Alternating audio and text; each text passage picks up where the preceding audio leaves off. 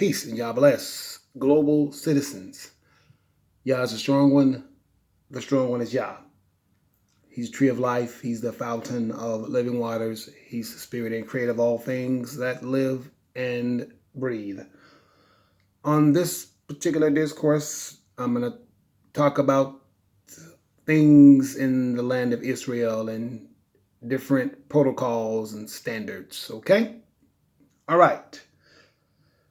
In the land of Israel, like I said, when we get there, there'll probably be all kinds of different, problems. I'm going to say we're dealing with people and relationships. Like I said, dealing with, wives and who's supposed to be married to who and who's not and why and what happened and different things like that. So I know it's going to happen.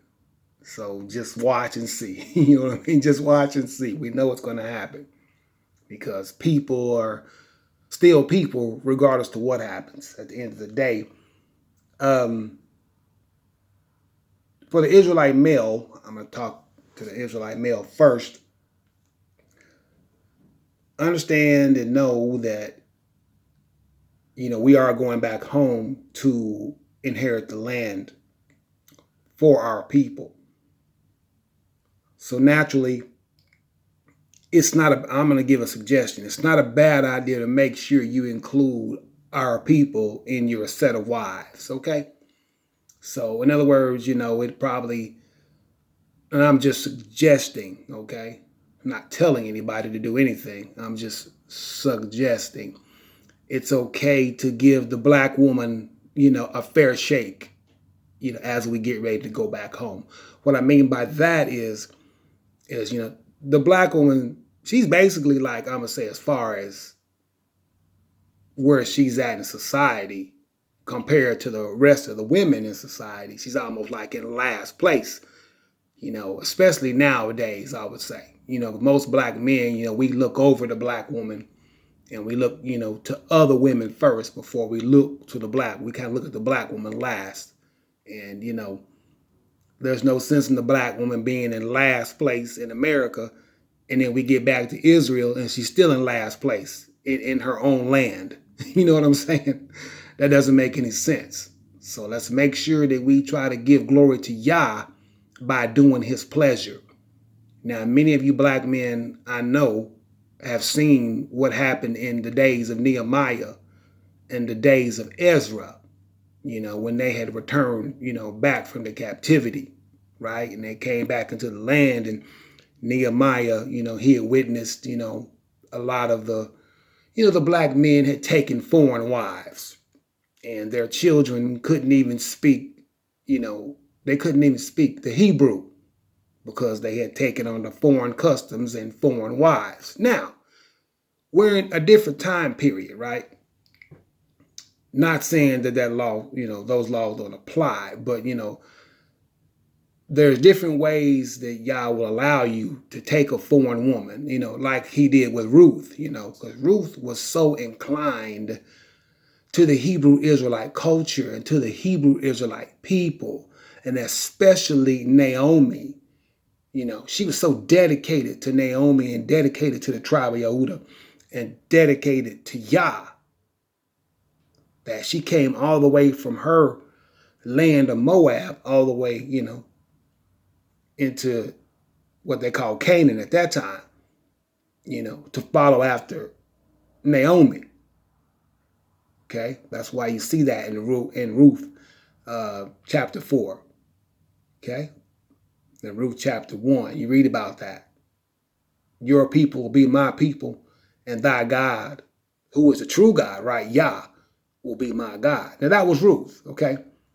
But we know and understand, Hebrew Israelite gentlemen, that all of these foreign women are not going to be like that, okay? But the one thing that you want to be sure of before you, I would say, taking them back is that they are prepared to serve the God of Israel, because they can't come back to the land with no idols, okay, set up. Because if they have idols set up, that's going to be a problem. Now, that's whether or not they Hebrew Israelite sisters, daughters of Zion, right? Or any other tribe, right? or if they foreigners. It doesn't matter. Okay, they can't come back to the land with those idols set up. They come back looking for Jesus and Muhammad and Krishna and Vishnu or Buddha or anything else like that. Okay? They can't come back to the land with that kind of stuff. So if you detect that, and you detect that's where they're going, and that they don't want to serve the true God, well, there's no need you trying to really attach yourself to them, because y'all is probably going to end up having to, send them to be pleaded with someplace else before he will allow them to come into the land of Israel. So that's just some advice for you gentlemen. Okay? Now, keep in mind, our women are just as bad, because a lot of them are still, going in the house of idolatry, calling upon that idol and other idols and all kind of things, right? They shouldn't probably even be doing. Okay?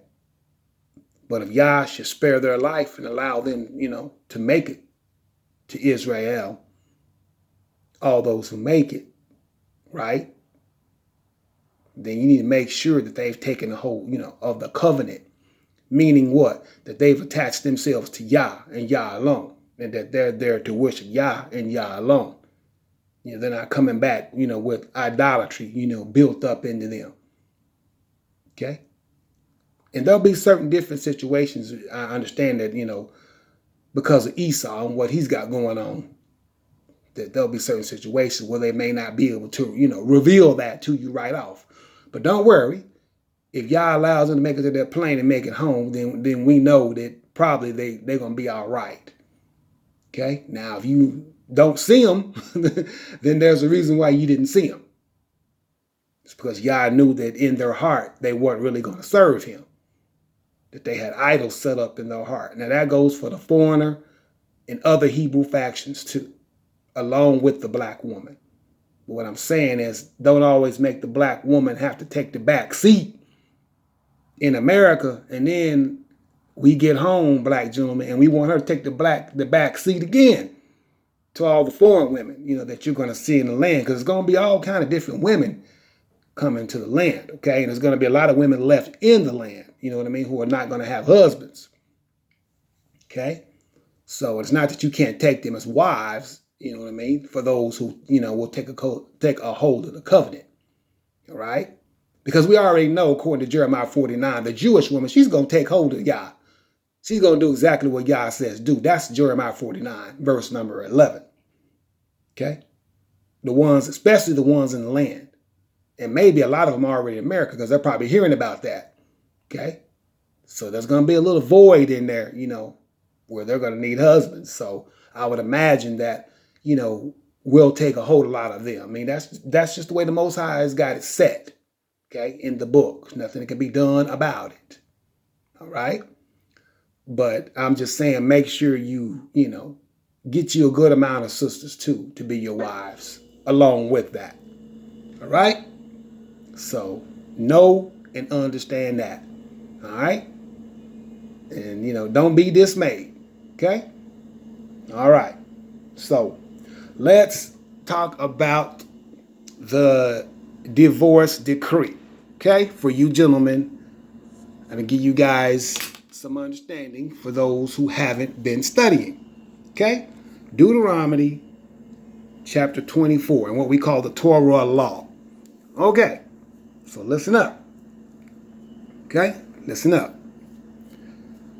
Whenever you take a wife in the land of Israel and we get back, this law is going to apply, and we're going to apply it to everyone. Okay, number one, a woman can't divorce a man. Okay. Only the man has the actual divorce right.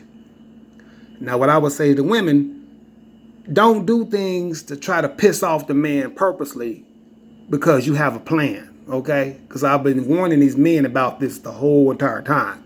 Be careful of these women. Some of these women have inside plans, man. You got to be careful now. You got to really, really, look into the heart of these women as best you can, even though you can't see everything. All right. Make sure they're really about you before you take them on that plane and decide to make them your wife. Okay. All right. But in this divorce decree here in chapter 24, It says, when a man have taken a wife and married her, okay, and it come to pass that he find no favor, that she find no favor in his eyes. Okay, let's stop right there. Now, finding no favor in his eyes doesn't mean he can put her away because all of a sudden she becomes, ugly to him. You know what I mean? Or all of a sudden that, that mushu, you know what I mean? That vagina ain't good to him no more. Okay, he can't put her away for a reason like that. Or he's not getting, sex at the frequency that he thinks he ought to get it. He cannot put her away for that, for those pitiful kind of reasons that you find happening in America. Okay? So finding no favor doesn't mean that you can put her away for those kind of reasons, okay? She's not attractive to you no more. She put on a few pounds or whatever the case is. You can't put her away for that, okay? The only reason you can put her away is right here. Because he have found some uncleanness in her. Meaning what? She tried to cheat, been trying to cheat, basically trying to commit an adultery, which we know in the Torah law is the death penalty for both parties, right? Okay? All right? Know and understand that. And I read that to you guys before. Okay? Or she's slipped back into trying to, worship some kind of an idol or something. Or doing some witchcraft or voodoo or whatever the case is. That's uncleanness. If you find that in her, then you do what? You write her a bill of divorcement, okay? And you give it in her hand and send her out of your house, okay? Now, when you send her out of your house, right? So this is that till death do you part stuff they tell you, it's not necessarily true. You can divorce people, okay? That's what this law and this statute is here for, okay? But only the man has the power of divorcement. But he has different protocols that he has to go by. He has to find uncleanness in that woman, okay? She falls out of favor with him by her doing something that he finds to be unclean, like worshiping idols, or she's trying to cheat on him, okay? In those cases, then he may go ahead and write her a bill of divorcement.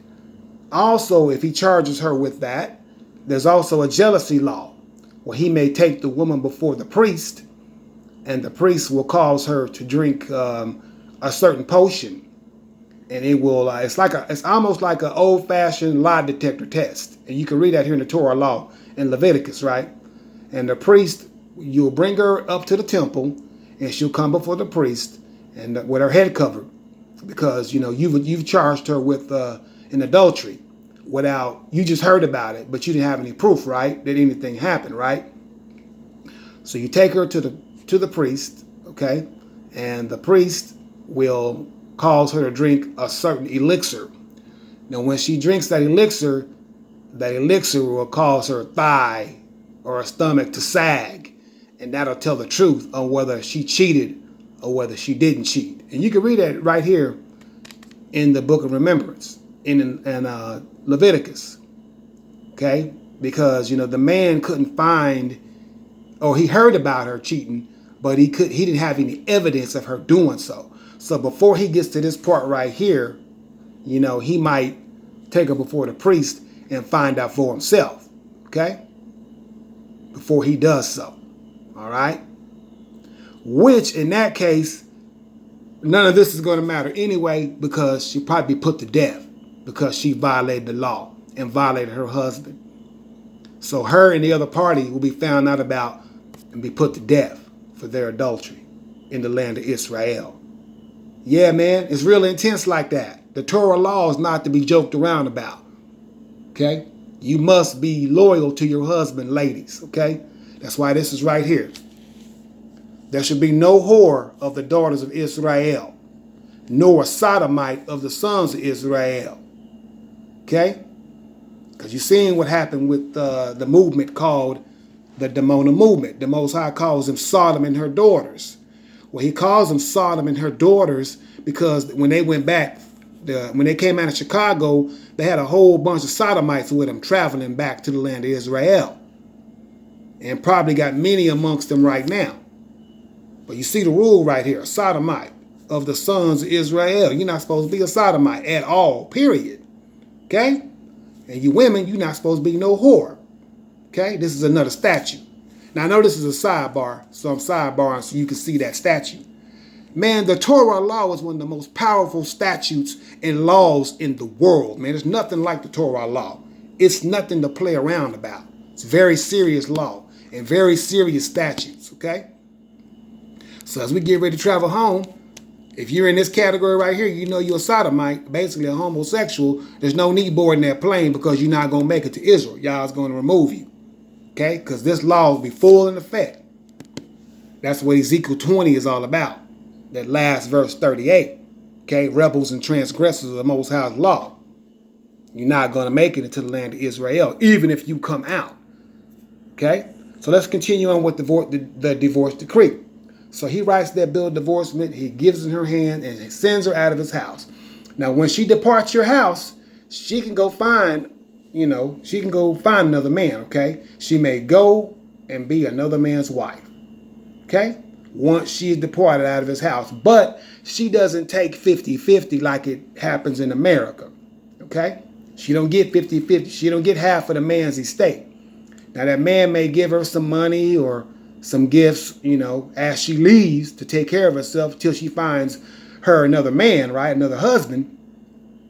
But she may not take his estate because it belongs to his son, okay? So when he dies off, he can leave his estate to his son, okay? Now, verse 3, and if the latter husband hate her, now that's the next man, right? If the latter husband hate her and write her a bill of divorcement and give it in her hand and send her out of his house, or if the latter husband die, which took her to be his wife, right? Her former husband, which sent her away, may not take her again to be his wife after she is defiled, for this is an abomination. Now, what this is saying is, okay, this husband gave her a bill of divorcement. He let her go, sent her out of his house. She went and married somebody else, okay? He let her go, sent her out of his house. She's terrible. So if he lets her go, or if he dies, doesn't matter, however it happens, within that former husband, this guy up here, just because the second guy died or divorced her, this first husband can't go back and get her back. Like you see in America. How a man will divorce a woman and then they hook back up later on down the line and try to get remarried again. Not in Israel. In Israel, that's against the law. Can't happen. Okay? Neither one of these two husbands can take her back. So once you put a woman away, she's put away for good. You can't take her back. All right? All right. So remember these great laws, statutes, and commands as we get ready to travel back to the land of Israel. Very, very important that you do that, okay? Now, as I said before, if you want to take you some foreign women, you can take you some foreign women. But don't let your whole entire crew be foreign women. Okay? That's not going to be good. All right? All right. Get some black women too. Okay? Black women's one of the best women on the earth. And many of you black gentlemen, you came out of a black woman's vagina when she birthed you, right? Okay then. Show respect, to the woman who birthed you. Okay? Even if that's not your preference.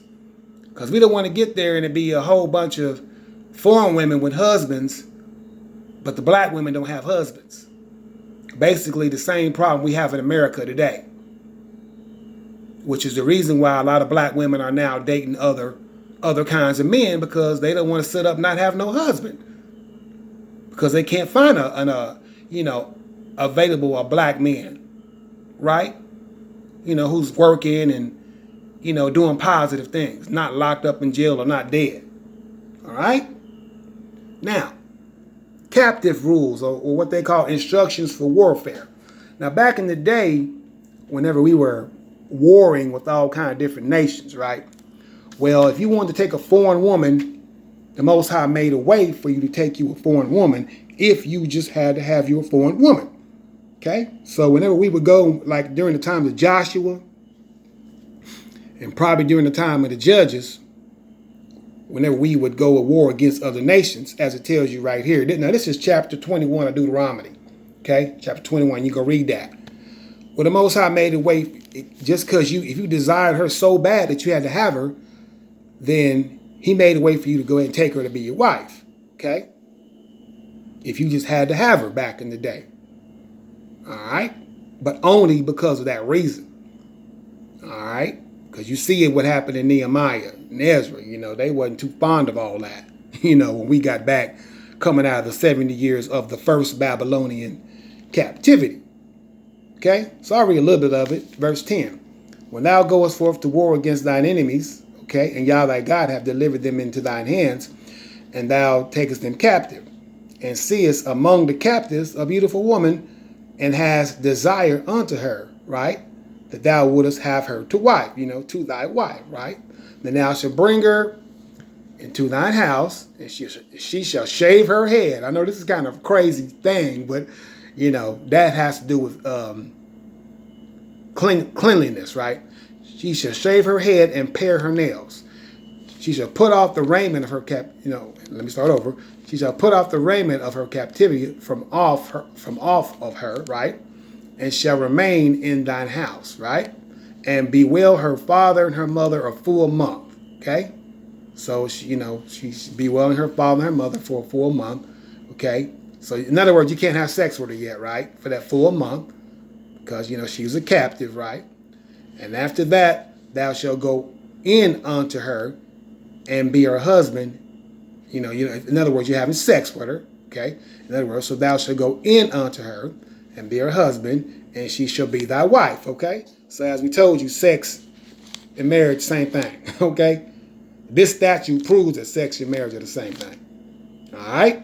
But this is the statute for that, okay? For back in the day, I'm not sure how this will apply in the land, because we're not really on a war footing like we were back in these days, okay?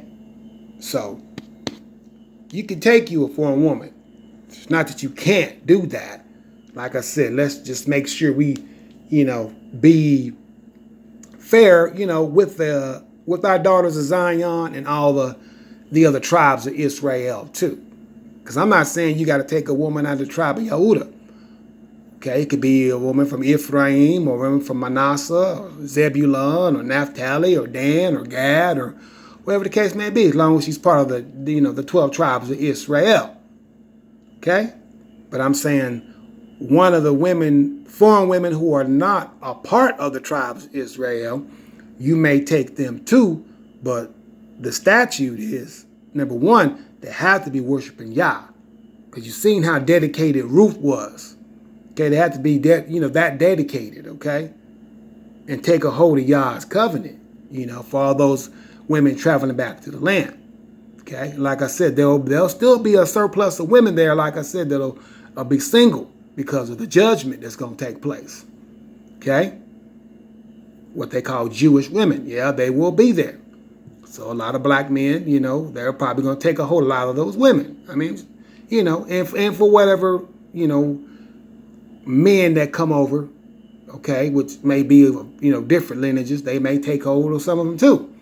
Okay? So I'm just saying that if you want to do that, that's fine, but make sure you go by these statutes and you do things correctly underneath the eyes of Yah. Like I said, make sure you take some of these great and beautiful daughters of Zion, right? And some of the other tribes too, right? For your wives. But you can also take some of the foreigners too. Okay? Or strangers, however you want to call them. All right? Because the Jewish women, they're like our cousins anyway. Because we come out of the same people, the same mother and father. So not that big a difference between those two as it is maybe the other foreign, I'm going to say Gentile women. Okay? Because the Jewish women are not Gentiles. They Hebrews. Same as you. Okay? All right. So just get some, some wise understanding as we get ready to travel back to the land about what you should be doing and what you shouldn't be doing. So tune into my videos, man. You guys tune into these videos. Good information on here as we prepare to take ourselves back, because you don't want to get to the land and not know what you're doing. You don't want to get to the land and not be familiar with the Torah law. Okay? You don't want to get there and, feel, out of place. You want to get there and say, hey, I know the law. I know what I'm supposed to be doing. I understand what I'm supposed to be doing. Whether you're a stranger or whether you are of the tribes of Israel. Okay? All right. So no one understand that. And I'll keep giving you guys information and keep giving you guys, preparedness. Okay? I would say notes of preparedness. All right? All right. So I guess you women were probably wondering, well, what if something's going on in a relationship, like talking about the divorce decree? What if something's going on in a relationship, like the man's being, like, let's say he's being physically abusive to a woman? Well, since the woman can't divorce the man, no, she's not necessarily stuck. We'd have to, launch an investigation and find out, what was going on. And then once we find out what was going on, then we'll get the elders of the land or the elders of that tribe to visit that man, and we may, tell him, man, let this woman go. We're not going to let you abuse this woman. Okay? If she's not for you, then go ahead and let her go. Well, we would launch a thorough investigation first to find out, what was happening. If she doesn't want to be in the relationship anymore for some reason or another. But we don't want you women, like I said, having ulterior plans now. You know what I'm saying? So just trying to get over to the land with certain people and then, try to do things to wiggle your way out of your relationship. Okay, we're going to do a thorough investigation to find out why you would want to leave your husband. Okay? Because men are going to be scarce now. Ain't going to be as many men on the earth now. So, choose wisely, ladies. Whether you're the Jewish woman or whether you're the Israelite woman or, whether you're the foreigner, you choose wisely. Okay? The Most High gives you a husband, you supposed to relish in that, man. Okay? A lot of women aren't going to have no husband. Okay? So anyway, so go read these chapters. Like I said, there is no